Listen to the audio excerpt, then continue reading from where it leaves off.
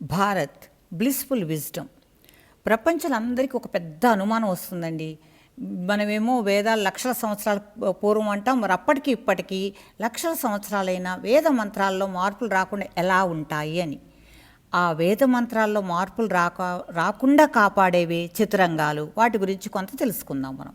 మంత్రం అంటే ఏంటి? ముందుగా మంత్రం అంటే మానవంలో నిక్షిప్తమైన దివ్యశక్తిని ఉద్దీపనం చేసి, అంటే చైతన్యవంతం చేసి, ఆ శక్తిని సాధకునికి అందుబాటులోకి తెచ్చేదే మంత్రం. మనుషుల్లో మానసిక శక్తిని పెంపొందించగల వాటిలో మంత్రం అత్యంత శ్రేష్టమైనది అంటారు గురువులు. మంత్రంలో ఉండే శక్తి సాధకుల్లోని శక్తిని చైతన్యవంతం చేసి, ఆ శక్తికి అనుసంధానమై మరింత బలమైన శక్తిగా మారి సాధకునికి అందుబాటులోకి వస్తుంది. ఆ శక్తిని సాధకుని అందుబాటులోకి తెచ్చే ప్రక్రియనే మంత్రోపాసన లేదా మంత్ర జపం అంటారు. మంత్ర విద్య అంటే ఒక అద్భుతమైన శాస్త్రం. ఆ శాస్త్రం ఇంకా ఆధునిక ప్రపంచంలో అభివృద్ధి చెందలేదు. మంత్రానికి ఒక చిత్రం లాంటి రూపాన్ని ఇస్తే, అంటే ఒక రూపాన్ని ఇస్తే దాన్ని యంత్రం అంటారు. మంత్రానికి ఉన్న శక్తి యంత్రానికి ఉంటుంది. మంత్రానికి ఒక క్రియారూపాన్ని ఇస్తే అది తంత్రం అవుతుంది. తంత్ర అంటే సాంకేతిక వ్యవస్థ. మంత్రం శాస్త్రం అయితే యంత్రం సాంకేతిక పద్ధతి. ఎప్పుడైతే మంత్రాన్ని ఉచ్చరిస్తారో అది సాధకుని అంతరంగంలో కొన్ని ప్రకంపనలు సృష్టించవి క్రమంగా వ్యాప్తి చెందుతాయి.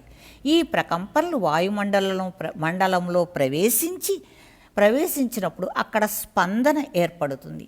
ఆ ప్రభావం సాధకుడి మీద ఎక్కువగాను, ఆ పరిసరాల్లో ఉండే సమస్త జీవరాశిపై అల్పంగా ఉంటుంది.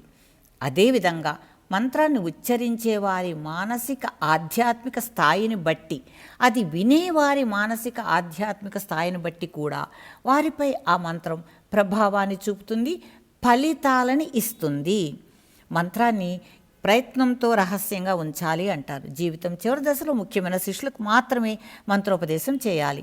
ఆ మంత్రాన్ని అత్యంత గోప్యంగా ఉంచుతానని శిష్యుడి నుంచి మాట తీసుకోవాలి. ఇది మంత్రోపదేశానికి ఉండే ముఖ్యమైన నిబంధన.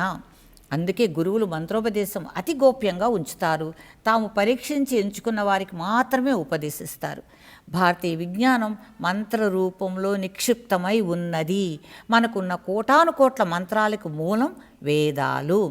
మంత్రం అంటే మననం ద్వారా చేయదగినది, చేయబడేది, తెలియబడేది మంత్రం. మంత్రాలు నిగూఢ పద్ధతిలో కేవలం కొన్ని అక్షరాల రూపంలో గురువుల ద్వారా శిష్యులకు ఉపదేశించబడతాయి.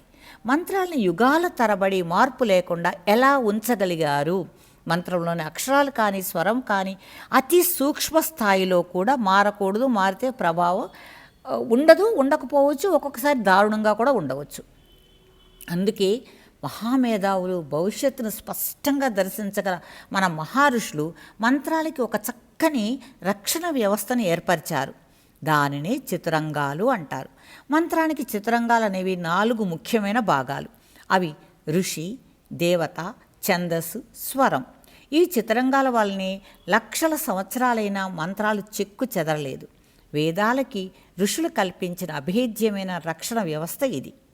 ఇందులో ఋషి అంటే ప్రతి మంత్రం కూడా ఋషి పేరుతో ప్రారంభమవుతుంది. దీని అర్థం ఆ మంత్రాన్ని ఏ ఋషి దర్శించుతారో ఆయన పేరు ఆ మంత్రానికి ముందు ఉంటుంది.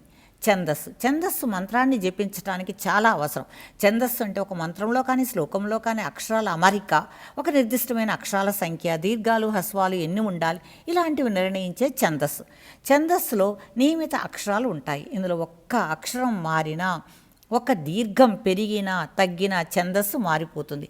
కాబట్టి ఎవరూ కూడా ఆయా మంత్రాలని మార్చలేరు.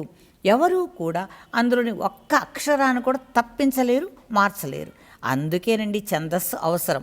ఎంత సూక్ష్మ మార్పు చేసినా ఛందస్సు సహాయంతో పండితులు గుర్తించేస్తారు. తర్వాత దేవత.